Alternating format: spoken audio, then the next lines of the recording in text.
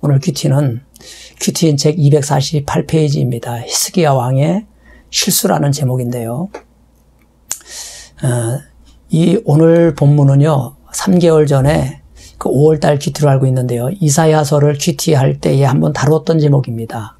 복 중에서 가장 큰 복은 반복이라고 했지요. 반복할 때 머리에 새겨지고 또 반복할 때 가슴으로 체험이 됩니다. 3개월 전에 그 이사야 큐티를 할 때 그때는 히스기야 왕의 자랑이라고 했는데 제목이, 오늘은 히스기야 왕의 실수입니다. 본문은 똑같아요. 오늘 히스기야 왕이 왜 이런 실수를 했는지 심리적으로 분석을 해보고 또 영적으로도 말씀으로 무장하는 시간이 되었으면 좋겠습니다. 지난주일 설교에서 우리는 히스기야 왕에 대해서 은혜를 나누었습니다.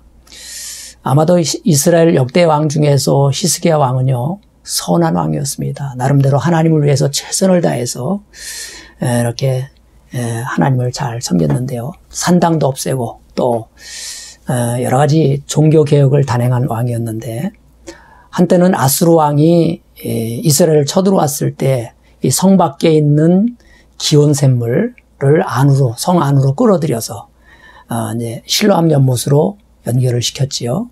이제 그것을 이제 우리는 히스기야 터널이라고 하는데, 이 물길을 따라서 파들어갔기 때문에 이제 S자 형태로 터널이 생겼다고 합니다. 그러나 아수르 30만 대군이 예루살렘을 포위하니까 더 이상 버틸 수가 없었습니다. 그래서 성 안에서 이제 먹을 양식도 떨어졌는데 물만 먹고 살 수는 없잖아요. 물은 풍부하지만 물만 먹고 살 수는 없잖아요. 그래서 하나님께서 히스기야 왕의 그 교만을 꺾기 위해서 주신 고난이기 때문에 우리도 어떤 어려움이 있을 때에 내 힘만 의지하고 내 지혜와 경험만 의지하지 말고요, 하나님 앞에 먼저 무릎 꿇고 기도하는 사람이 되시기를 축복합니다. 그런데 히스기야 왕에게 다시 또 고난이 불어닥쳤어요. 우리도 고난이 닥쳤을 때 내 힘만 의지하지 말고요, 내 지혜와 경험만 의지하지 말고 먼저 하나님 앞에 무릎 꿇고 기도하는 사람이 되시길 바랍니다. 히스기야 왕도 벼랑 끝에서 생각을 내려놓고 기도했을 때에 아수르를 기적처럼 물리치는 역사가 일어났잖아요. 그런데 오늘 본문은 또 히스기야 왕이 두 번째 고난이 불어닥쳤는데요. 뭐냐 하면 병들어 죽게 되었다는 겁니다. 갑자기 불어닥친 질병이라는 시련 속에서 히스기야 왕은 기도했습니다. 벽을 바라보면서, 면벽 기도라고 하는데요. 벽을 바라보면서 기도했고요. 그 다음에 나의 진실을, 나의 선행을 하나님 기억해달라고 통곡하면서 기도했더니 한 15년의 수명을 하나님께서 연장시켜 주셨습니다. 우리들도 히스기야와 같은 위급 상황 속에서 어떻게 해야 될지를 우리에게 가르쳐주고 있습니다. 오직 하나님만 바라보고 면벽 기도를 했다는 거 기억하시고요. 또 선한 일에 대한 기억을 해달라고, 지금까지 선한 일을 많이 못한 분들은 기도하면서 결단하시면 됩니다. 그리고 실천하면 돼요. 선한 일을 실천하면서 기도하시면 됩니다. 세 번째는 통곡하면서 기도했다고 했는데, 이 통곡 기도는 하나님께서 받으시는 제사는 상한 심령이라고 했습니다. 이 상한 심령은 눈물로 기도하는 것인데, 눈물로 기도한다는 것은 진실을 말하는 것입니다. 내 마음이 깨어졌다는 것을 말하는 것인데요. 그 깨어진 마음을 가지고 상한 마음을 가지고 기도할 때 하나님은 그 진심을 보시고 응답해 주시는 것입니다. 이렇게 많은 기적과 축복을 경험한 히스기야 왕이 병들어서 죽게 되었다는 그런 소식을 듣고 아수르의 그 사신들이 이제 문병을 오게 되었는데요. 그런데 하나님의 은혜로 사신들이 도착하기 전에 이미 병이 다 나은 거예요. 그러면 뭐를 해야 되겠어요? 간증을 해야 되겠지요. 내가 병들어 죽게 되었는데 이렇게 살아났다고. 그런데 아수르 사신들에게 궁궐 안에 있는 내탕고, 보물창고, 군기고 등 모든 것들을 보여주면서 우리나라가 이런 나라라고 자랑하기 시작했습니다. 내가 이런 나라의 왕이라고 자랑을 하고 있는데요. 참으로 어처구니 없는 행동을 하고 있습니다. 아마도 제 제정신으로는 하지 않았을 것 같아요. 이 문제는 도덕적으로는 도저히 이해할 수 없는 일이지만 심리적으로 보면 무의식 속에서 일어나는 행동이기 때문에 왜 이런 행동을 하는지 우리는 알 수 있습니다. 그래서 도덕적으로 여러분 도저히 이해할 수 없는 그런 행동들은 심리적으로 이해를 하셔야 합니다. 무의식의 충동으로 인하여 그런 일이 일어난다는 것입니다. 그래서 무의식을 의식으로 빨리 전환시켜 주는 것이 그것이 치유예요. 치유를 받아야 우리는 구원을 받았고 우리는 구원을 받았지만 아직 치유를 받지 못했습니다. 치유를 받아야 무의식이 의식으로 전환되면서 우리가 제정신으로 살아갈 수 있기 때문입니다. 여러분이 죽을 병이 걸려서 예를 들어서 우리가 죽을 병이 걸려서 충남대 병원에서 안 되어서 마지막으로 이제 서울대 병원으로 갔는데 거기서도 1%요. 단 1%의 가능성도 없다는 의사소견이 나왔습니다. 그러나 혹시 모르니까 한번 수술이나 해보자. 1%의 가능성도 없지만 수술을 했어요. 그랬더니 기적적으로 하나님의 은혜로 치료가 되었습니다. 여러분 그랬을 때에 이제 문병 온 사람들에게 우리는 어떻게 해야 되느냐 그 말이에요. 내가 죽을 뻔했는데 간신히 살아났다고 의사도 단 1%의 확률도 없었는데 하나님이 고쳐주셨다고 이렇게 간증해야 되는 것이 정상 아닙니까? 그런데 만약에 이 병원 저 병원에서 힘들다고 했는데 이곳 서울대학병원에 와서 살아났다. 이 병원 의료진들이 너무 훌륭하다. 너무 기술이 좋다. 명의다. 시설이 너무 좋다. 그러니까 병원을 잘 만나야 된다. 의사를 잘 만나야 된다라고 그렇게 떠들고 있다면 이 사람이 바로 히스기야 왕 같은 은혜 건망증 환자이지 않겠느냐 그런 얘기를 하는 것입니다. 이런 은혜 건망증에 걸린 히스기야 왕에게 하나님은 많이도 섭섭해 하셨던 것 같아요. 그래서 따끔하게 혼을 내주셨는데요. 가지고 있는 왕궁의 기물들을 바벨론에게 빼앗기고 왕의 아들들이 포로로 잡혀가는 순환을 겪게 됩니다. 적용 질문 하나 드릴까요? 우리도 인생을 마칠 때 무엇으로 어떻게 평가받는 사람으로 남기고 싶습니까? 적어도 나는 주님께 받은 은혜가 있는데 혹시라도 은혜 건망증 환자였다는 치욕적인 평가는 받지 말아야 되지 않겠는가 그런 생각을 하게 되는 겁니다. 내 인생 여정 끝나고 강 건너 언덕 지날 때 하늘문 향해 말하리. 누가 인도하셨네? 예수 인도하셨네. 아멘. 여러분 큐티는 해석과 적용이 중요합니다. 그런데 해석과 적용이 잘 안 되는 분들이 있습니다. 첫 번째, 기복신앙에 빠져 있을 때입니다. 그러면 해석이 잘 안 돼요. 여러분 고난은 반드시 축복입니다. 고난은 보석이 되고 약조류가 되어서 많은 영혼을 구원하는 힘이 됩니다. 약재료가 돼요. 간증거리가 됩니다. 하나님의 살아계심을 증거하는 간증이 된다는 거예요. 그럼에도 불구하고 거룩을 추구하지 아니하고 이 기복신앙에 빠진 분들은 말씀이 해석이 안 되고요. 고난이 해석이 안 됩니다. 왜 나에게 이런 일이 닥쳤느냐고 불어닥쳤느냐고 오히려 원망을 하게 되지요. 그러면 그 사람은 참으로 갈 길이 먼 사람입니다. 더 많은 연단을 받아야 되겠지요. 두 번째는요. 상처가 많은 분들 중에는 심리적으로 방어기제 현상이 많이 나타나요. 거부 반응을 말하는 것입니다.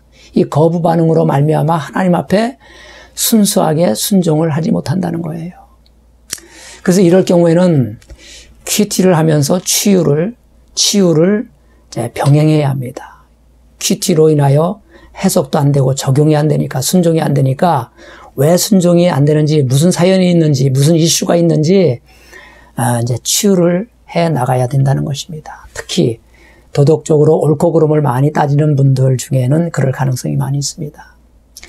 지난주에 제가 큐티 양육을 하다가 어린 시절 5살 때의 충격적인 사건을 들었는데요. 5살 때에 자기 집에 작은아버지가 오셨는데 작은아버지가 100원짜리 한 개를 주시면서 놀으라고 하더래요. 그래서 100원짜리로 옛날에 많이 이렇게 굴리면서 놀았잖아요.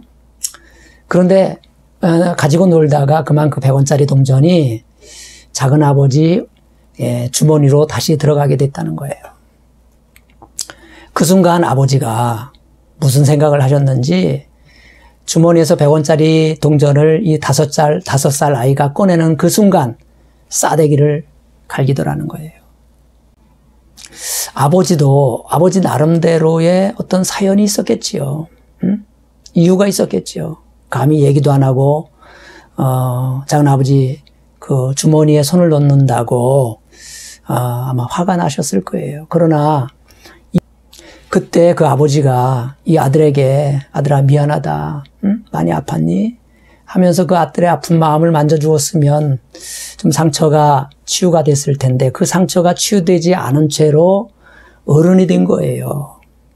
누구나 이런 일들이 비일비재하게 있습니다. 그것을 우리는 내면의 상처라고 하는데요. 누구도 예외 없이 이런 상처와 아픔을 가지고 결혼 생활을 하고 사회생활을 하고 또 직장 생활을 하고 신앙생활을 하기 때문에 우리의 열정과 믿음과 마음만 가지고서는 잘 안 되는 거예요. 그 상처 입은 내면 아이 때문에 그렇습니다. 저도 5살 때 세발 자전거가 너무 타고 싶어서 이 풍구 여러분 아십니까? 풍구, 이 바람을 내는 풍구를 뒤집어서 그거를 그 위에 올라타서 세발 자전거처럼 이렇게 끌고 다닌 적이 있습니다. 그러다가 어머니한테 부직갱이로 매도 많이 맞았는데요. 어느 날 보니까 초등학교 시절인데요. 좀 면석이가 면사무소 공무원이 자전거를 끌고 와서 마당에다가 받쳐놓은 거예요. 그리고 마루에서 아버님이 그 당시에 이제 이장을 보았는데 동네 이장을 보았는데 그 이장을 보았으니까 이제 공무원이 출장 왔으니까 서로 이야기하는 그 순간에 제가 이 자전거를 끌고 언덕으로 올라가서 올라탄 거예요. 그러다가 또 아버지한테 되지게 혼나고 그랬습니다. 저는 그때 무슨 생각을 했느냐 하면요. 내가 크면 저 사람처럼 공무원이 돼야 되겠다. 면석이가 돼야 되겠다. 왜냐하면 그 어린 생각에 면석이가 되면 자전거를 실컷 탈 것 같은 생각이 들은 거예요. 그래서 열심히 그때부터 제가 공무원이 되기 위해서 열심히 공부한 것 같아요. 그래서 지금도 제가 가진 열심은 그 상처로 인한 열심이에요. 그러니까 이 열심이 완벽주의로 갔고요. 그러니까 몸이 많이 힘들어지죠, 아무래도. 뭘 하면 파고듭니다. 그래서 열심히 안 하고 대충 하는 사람들 보면 정죄가 되고요. 그 사람을 또 시험에 들게 만듭니다. 지금은 이제 큐티와 치유 목회를 접목하면서 많이 좋아졌는데요. 치유 상담 목회를 하면서 저 밑바닥에 깔려있는 무의식 중에 이렇게 일어난 충동들, 이런 것들이 다 어린 시절의 상처인데 세발자전거 상처뿐만 아니라 동전 사건의 상처뿐만 아니라 많은 상처들이 밑바닥에 깔려 있습니다. 이런 것들을 하나하나 이제 끄집어내서 오픈시키면 마음이 평안해지고 이 상처로 인한 결핍, 이 결핍으로 인한 집착이나 또 완벽주의, 또 분노, 억울함에 대한 분노, 싸대기를 맞으면 어떻게 될까요? 수치심과 억울함이 생깁니다. 그럼 사람이 수치심을 당하면 분노가 일어나고요. 욱하고 나오는 사람들이 대부분 이런 수치심을 당한 분들이 많고요. 그 다음에 이제 그 억울함이 있잖아요. 억울하게 맞은 사람들은 이 옳고 그름에 대한 그 정의로움이 강하게 나타납니다. 그래서 끝까지 따져요. 그래서 윗사람하고 많이 부딪히고 직장 생활할 때 윗사람하고 많이 부딪히는 현상들이 많이 일어납니다. 오늘 히스기야 왕이 어떻게 실수를 했는가 한번 생각해 보았는데요. 분명히 히스기야 왕도 어린 시절에 상처가 많았을 것이라는 생각이 듭니다. 왜냐하면 과도하게 그 아수르 사신들 앞에서 과도하게 생색을 내잖아요. 자랑을 하잖아요. 반드시 그러면 이 히스기야 왕도 어린 시절에 결핍이 있는 거예요. 그 결핍에 대한 인정 욕구 때문에 자랑을 하게 되는 거지요. 그래서 하나님 앞에 징계를 받을 정도로 가벼운 증상은 아닙니다. 그만큼 상처로 인한 결핍이 크다는 것인데, 그렇다면 지금도 저와 여러분들 마음속에 히스기야 같은 상처를 가진 분들, 나도 모르게 무의식적으로 행동할 수 있습니다. 입만 열면 자기 자랑에 열을 올리는 사람도 있고요. 그런 사람들에게 사실은 이제 마스크를 씌워야 되지만, 마스크 씌운다고 그 자랑하고 싶은 욕구가 사라지지는 않습니다. 가장 좋은 방법은 어린 시절의 내면의 상처들, 그 충격적인 사건들을 기억해내서 오픈시키는 것입니다. 한번 이 시간에 눈을 감고 내 어린 시절에 어떤 아픔이 있었는지 하나님 생각나게 해주세요. 더 이상 하나님의 영광을 빼앗는 일이 없도록 하나님 치료해 주세요. 또 상처로 인한 결핍이 말씀으로 채워지게 하시고 성령으로 치료되기를 원합니다.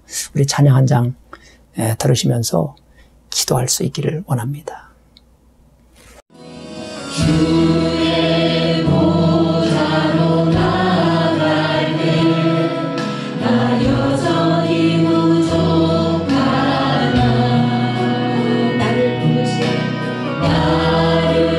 부르신 주의 그 사랑 그것을 믿으며 가네 자격 없는 내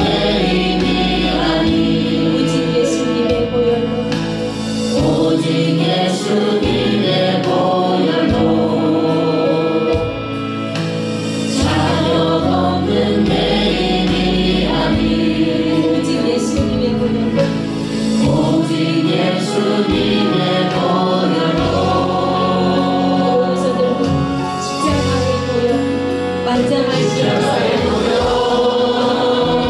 완전하신 완전하신 사랑